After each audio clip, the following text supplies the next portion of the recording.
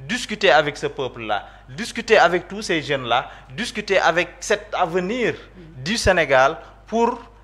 ne Sénégalais yi lii mooy jafe-jafe réew mi lii mooy li nga xamante ne moo jàmp lii la ñu war a waxtaanee mais di waxtaanee ay politique boo xamante ne daanaka TDR yi nga xamante ne jox nañ ko les partis politiques jox nañ ko nit ñi TDR u dialogue ba TDR yooyu en 2022 ce sont les mêmes TDR alors que normalement TDR yooyu conclusion maanaam yi ñuy joxe woon yi ñu engendré woon conclusion yooyu noonu ñoo ngi ci tiroir yi mën nañ ko génne rek bu ko defee ñu wëyal ko buñ ko wëyalee je pense que jarul ñuy organiser ay dialogue ba pare dialogue politique bi ñuy wax point yi ñu fa lié yi ñu fa cité le ministre de l'intérieur kese mënoon naa woo les partis politiques ñu waxtaan si parce que bu ñu organiser amate tout un peuple comme ça woo nit ñi ñu daje au niveau de Diamniadio avec tous les moyens que cela engendre avec tout le bruit avec toute cette perte de temps énorme donc loolu jàpp nañ ne jàmpul jàpp nañ ne Sénégal am na yeneen urgence yu gën a urgente que dialogue politique bii nii. d'accord en fait su rafetlu kàddu gi nga xamante ni moo di monsieur Sow Moussa donc gis nañ ne ci biir waxtaan bi yaa ngi évoqué que ni depuis 2016 pratiquement ci lañu def li nga xamante ni moo di dialogue bi dans le calendrier républicain. Tout à fait. Mais également wax nga ba tudd ak yeneen yoo xamante ni nii da ngeen ko fee teg ngir comme li mel ne parti APR dafa nekk parti boo xam ni dialogue daf ko mos a yàgg a def te daf ci mos a yàgg a dem mais également di woote mais à l'époque bu mu daan nekk bu ngeen nekkee au pouvoir da ngeen daan woote li nga xamante ni moo di dialogue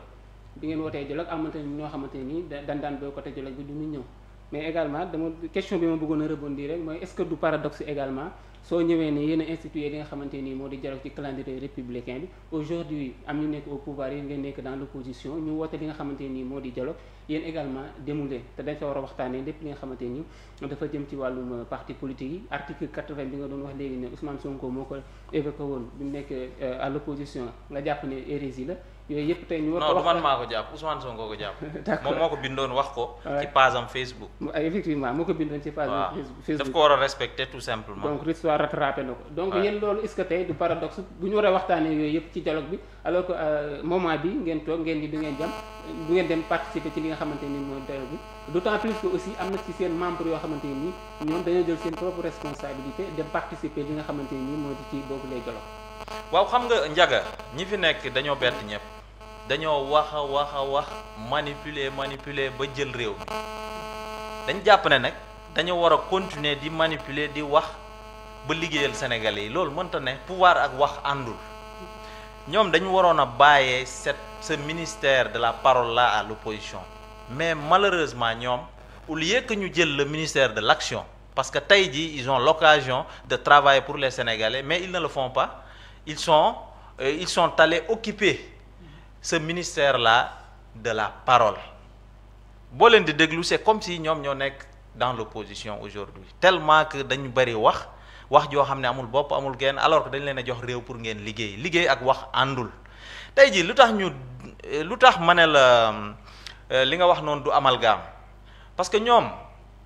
bu fekkente ne tey bi ñu ñëwee dañoo jaarale mbir yi ci yoon ñu am ci ñoom yaakaar ñu am une vision claire ñu bàyyi xale yi ñuy dàq ci seen i bërëb liggéeyukaay ñu bàyyi ñi nga xamante ne ñoo ngi leen di tëj ci ay caaxaan ci ay tappale yàlla xam na ne dañuy dem wuyu ji leen ci dialogue bi parce que le Sénégal intéresse tout le monde mais munoo am une tribune comme l'Assemblée nationale qui traite de l'opposition de résidu ngay dàggasante ak ay député ngay dal ci ay chroniqueurs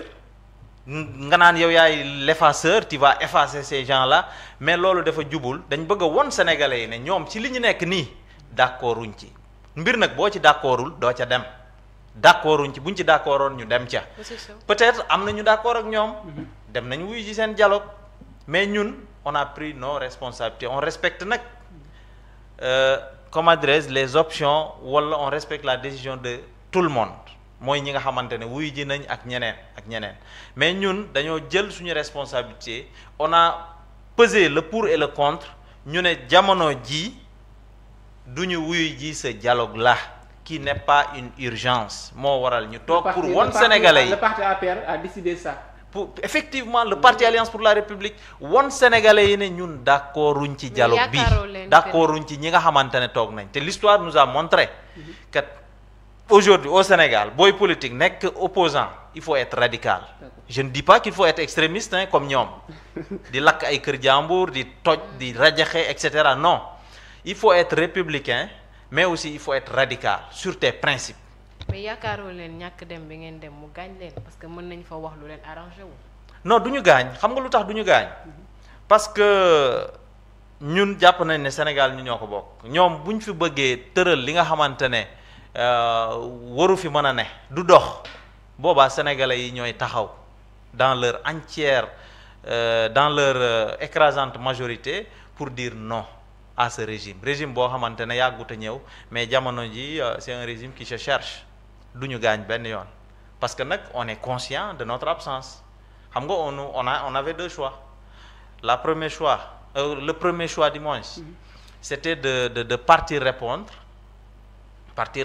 ne pas faire la politique de la chaise vide.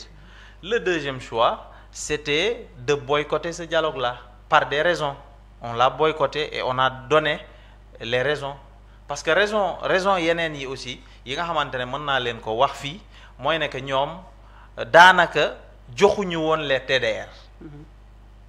invitation bi teelu te ñëw en plus on a alerté pour dire que ce dialogue-là c'est une mascarade. Comment un parti politique comme l'Alliance pour la République très représentatif tey jii bu ñu ne le parti leader de l'opposition kenn du xalaat beneen parti bu dul Alliance pour la République parce que bi ñu demee les dernières élections législatives parce que élection nag moom mooy baromètre bi ñuy permettre ñu xam effectivement les différentes forces opposition mu neex nit mu naqari nit l'Alliance pour la République c'est le parti leader bi ñu demee élection législative on a eu 16 députés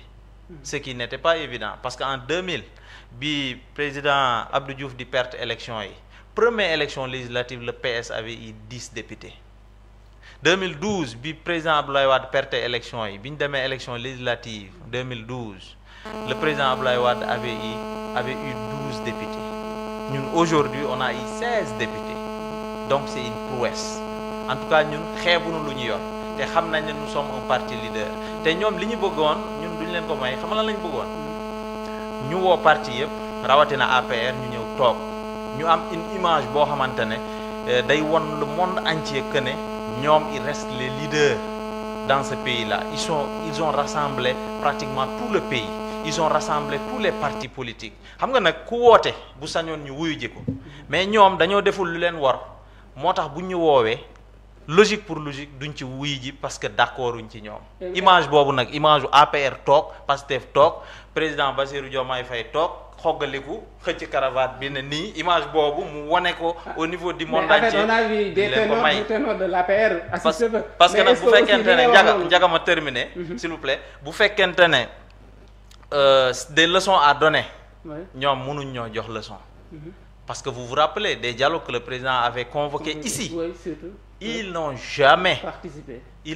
participé à ces dialogues-là tey jii bu ñu ñëwee ne wéy dañu war a participer coûte que coûte mais écoute mais ces gens-là